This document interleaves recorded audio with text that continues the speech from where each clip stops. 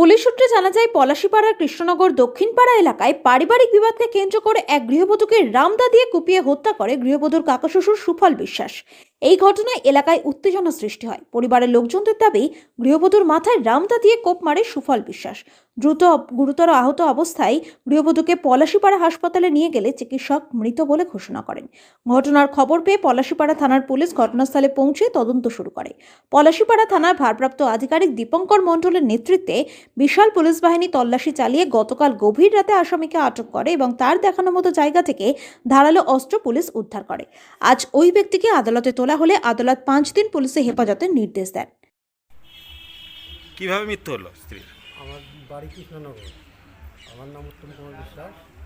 আমার শম্পা বিশ্বাস আমার ওয়াইফ। আর কাকার সাথে, আমার ছোটো কাকার সাথে তাই একটু সামান্য ওই গরু চুনা দেওয়া নিয়ে ঝামেলা নিয়ে আমার ছোটো কাকা তাই মুখে কোপ মেরে কেটে ফেলেছে। আমার কাকার নাম হচ্ছে সুফল বিশ্বাস।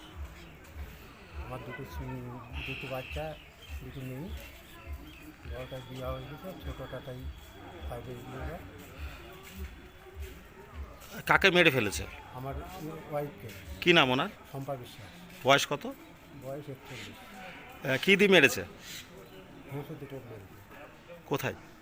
মাথাতে আর ঘাড়ে মাথায়। কি জন্য মারলো? গরু চুনা যাওয়া নিয়ে ঝামেলা হয়। ওনার বাড়ির দিকে? ওনার বাড়ির দিকে বাড়ি রাস্তায়।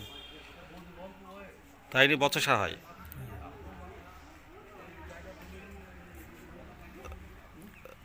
কোথায় নিয়ে এসেছেন? হাসপাতালে? হ্যাঁ, পলাশীপাড়া হসপিটালে। পুলিশ গিয়েছিল? হ্যাঁ, পুলিশ গেছিল, পুলিশে নিয়ে এসেছে। কি চাচ্ছেন? কি চাচ্ছেন আপনি? কারণ কাকাকে তো এই ব্যবস্থা করতে হবে।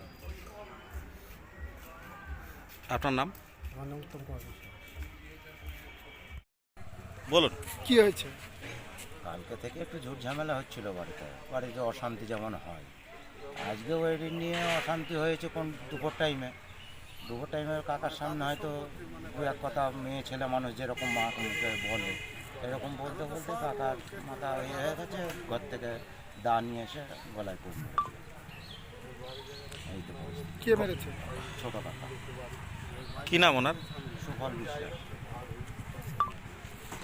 ঘটনাস্থলে কি মৃত্যু হয়েছে ওনার? হ্যাঁ, ঘটনাস্থলে। সম্পর্কে কে হয় যে মারা গিয়েছে?